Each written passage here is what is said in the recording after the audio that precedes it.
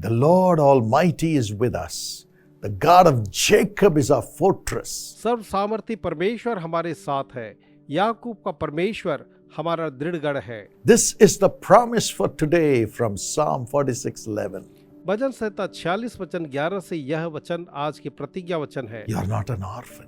आप एक अनाथ नहीं है प्रियो, You are not a lonely, forgotten person. नहीं आप एक भुला दिए गए एकाकी जन है। The Almighty Lord is with you. सामर्थी परमेश्वर जो है आपके साथ है। The God of Jacob, the one who cried, "Unless you bless me, I will not leave you," shall be your fortress. याकूब का परमेश्वर जिसने ये कहा कि जब तक तू मुझे आशीष न दे मैं तुझे नहीं छोड़ूंगा, वो आपका दृढ़ गढ़ होगा। He will not leave you. वो आपको नहीं छोड़ेगा, He will be your fortress. वो आपका गढ़ बन जाएगा। Whatever trouble you may be going through, now He will be your fortress, deliver you and lift you up and make you stand up and be blessed. आप जिस भी समस्या से गुजर रहे हैं वो अभी आपके लिए ग्रिड बन करके आपको छुटकारा देगा, आपको ऊपर उठाएगा और आपको खड़ा करके आशीष देगा। Yes, in your trouble, He is your eternal refuge. हाँ, आपकी समस्या के समय वो आपका अनंत काल का आश्रय है। Today He will deliver you. आज ही वो आपको छुटकारा देगा। Today is the day of deliverance. आज ही वो छुटकारे का दिन है, Cheer up. इसलिए खुश हो। There is a dear sister, Muttalambigai, from Viluppuram in Tamil Nadu, who shared this testimony. Tamil Nadu से एक बहन है मुत्ता लंबी गई जिसने अपनी ये गवाही दी है। She had 2 sons. उसके 2 बेटे थे, They are young partners. वे युवा सहभागी हैं, She's a teacher. वो एक शिक्षिका है And her sister's son met with an accident. और उसके बहन के बेटे का एक एक्सीडेंट हो गया। A 10-ton granite slab fell on him. 10 ton का एक ग्रेनाइट स्लैब उसके ऊपर आ गिरा। And when they moved the slab, they found him motionless and they said he is dead. जब उन्होंने पत्थर को हटाया तो देखा कि वह तो निश्चल है और सोचा वो मर गया And they took him to the hospital. और वे उस अस्पताल लेकर के The गए। doctor said he's almost dead.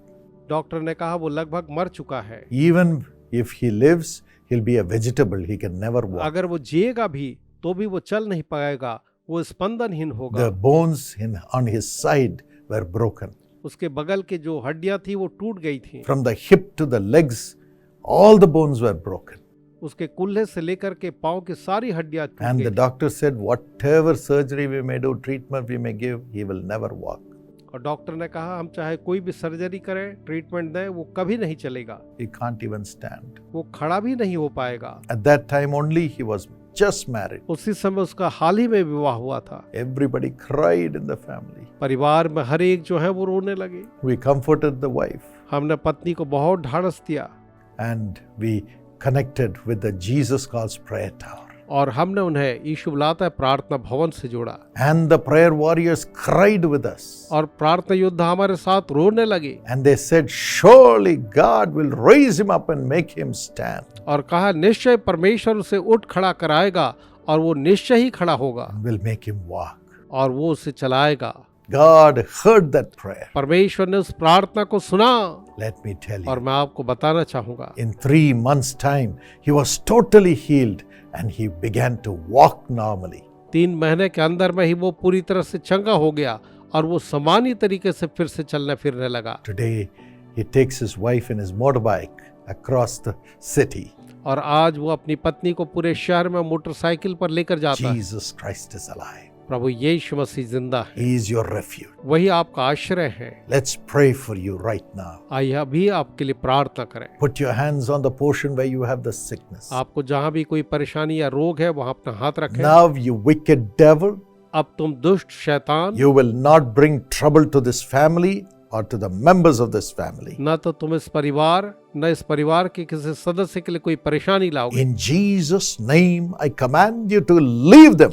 यीशु के नाम में मैं तुम्हें आज्ञा देता हूं, उन्हें छोड़कर चले जाओ। I command you to come out of their family. मैं आज्ञा देता हूं उनके परिवार से बाहर निकल जाओ। Come out, you devils, from their तुम studies, शैतानों उनकी पढ़ाई से बाहर निकल आओ, from their business, उनके व्यवसाय से from the borders of all their activities. और उनके कार्यों के हर एक सीमाओं के अंदर से। Even don't attack their ministries. यहाँ तक कि उनकी सेवकाई को भी तुम अटैक न Let करना। them have freedom in Jesus' name. वे यीशु के नाम में छुटकारे को पाएं। Now I pray for every broken bone, let it be healed in Jesus' name. मेरी प्रार्थना हर एक टूटे हुए हड्डियां यीशु के नाम में जुड़ Let जाएं। those who are not able to walk in Jesus' name. जो चल नहीं पा रहे हैं वो यीशु के नाम में चलने लगे। Let the brain which is not functioning and those in coma, those paralyzed, be healed in Jesus' जो name. दिमाग काम नहीं कर रहे थे, वे जो कोमा में है, जो पैरालाइज हैं,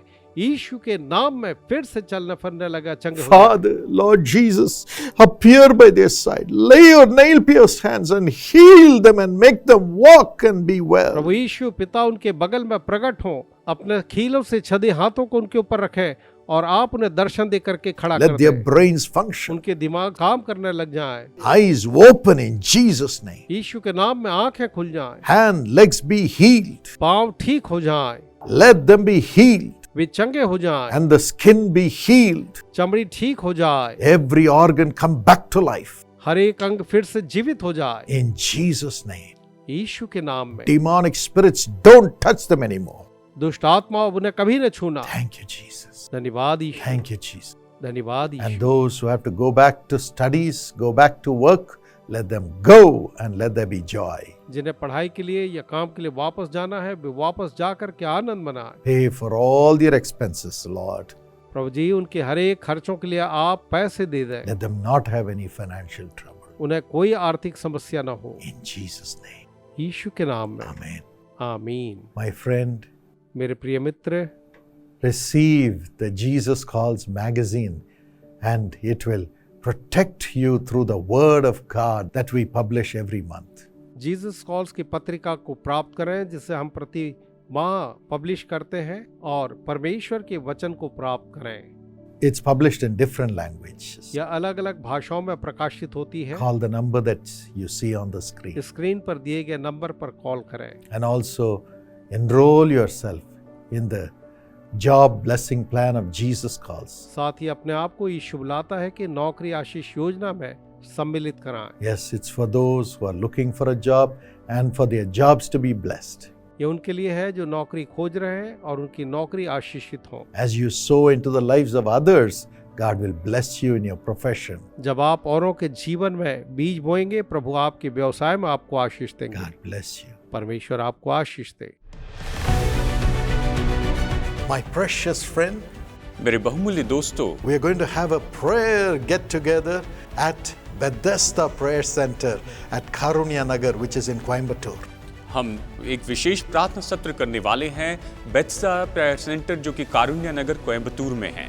Yes, we are going to pray that God will turn your sorrow into joy. हम प्रार्थना करेंगे कि परमेश्वर आपके दुखों को आनंद में बदल दे। So come with all your family members. और इसलिए अपने पूरे परिवार के सदस्यों के साथ आइए Let God wipe away their tears and do miracles for them. कि परमेश्वर उनके आंसुओं को पोंछ दे और उनके लिए चमत्कार करे। We lay hands on everyone who comes and pray for them in the name of Jesus. वहाँ पर आने वाले हर एक व्यक्ति के ऊपर हम हाथ रखते हैं और यीशु के नाम में प्रार्थना करते The हैं। hand of Jesus will come upon them. यीशु का हाथ उन पर आए, It will come upon you.